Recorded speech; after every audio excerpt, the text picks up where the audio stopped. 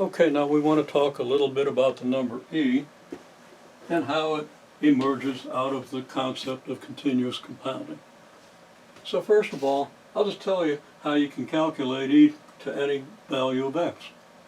Okay, all you have to do is evaluate this polynomial here. It's a polynomial, it's a sum of multiples of powers of x.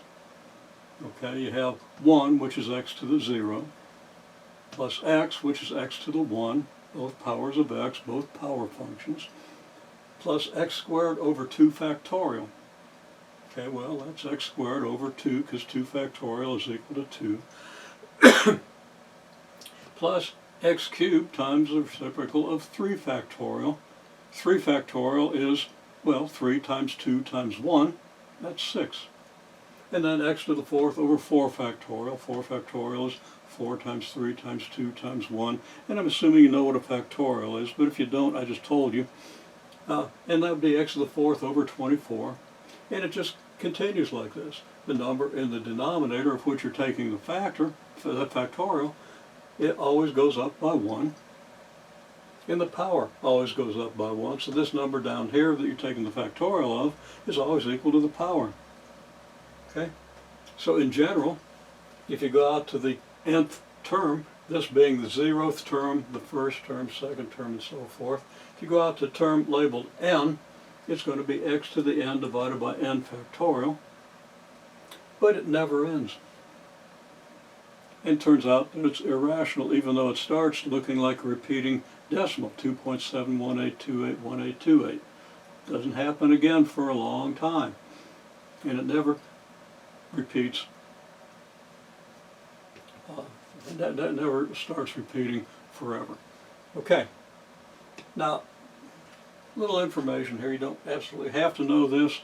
You're probably going to take a calculus course, and it's going to be very helpful. This is kind of really an important picture here. So I'm going to give you a quick explanation. Okay, so what we can do here is we can just start with value 1, because that's where the polynomial starts. Now, it's 1 plus x, so if we include the x term, I hear something moving around. If we have, somebody's moving something, might mean my grandson has shown up to do some work. We'll worry about that in a few minutes. Okay. 1 plus x is the next approximation. Well, 1 plus x, if I draw a line of slope 1 here and come out to x here,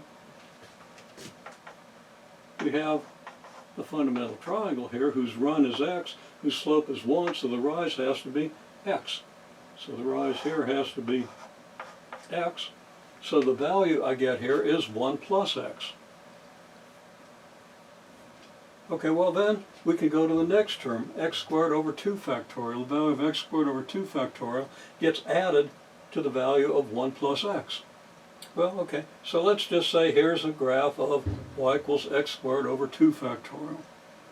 And that could be, we don't know what x is, so that's perfectly plausible. And of course, x squared over 2 factorial is just x squared over 2.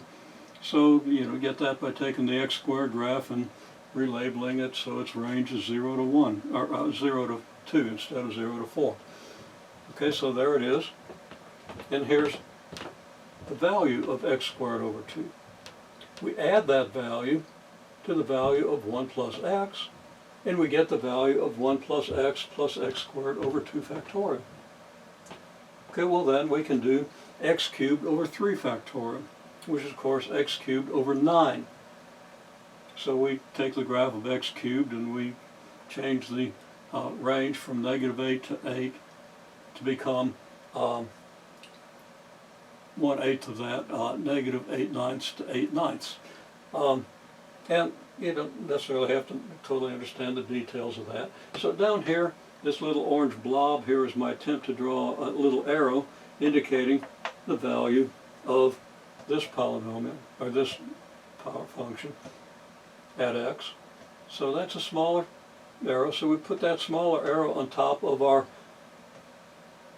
y value for 1 plus x squared over 2 factorial, and we get the value 1 plus x plus x squared over 2 factorial plus x cubed over 3 factorial. Now these numbers can actually, the terms of this thing can actually get bigger. I've shown them getting smaller. They can get bigger for a little while. But factorials get so big so fast that pretty soon they start getting really tiny. This process, continued indefinitely, will give you the value of e to the x. Process for the first 3 or 4 terms here will give you a fairly accurate value of e to the x at this value of x. So, your calculator does that. It doesn't draw the pictures, but does the calculations that correspond to these pictures.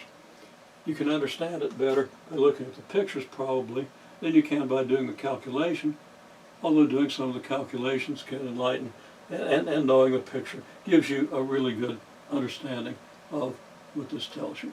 Okay, so that's how we can calculate values of e to the x. Now what we want to do is we want to see what the e function, the e to the x function, has to do with the expression 1 plus r over n to the nt, which is related in a way that you should understand by now. For compounding at rate r, compounding n times per unit of time for time t. And we'll deal with this in another, because kind of want you to understand this, kind of want you to understand this, but it's not absolutely necessary. It's a good idea for your future to understand this now.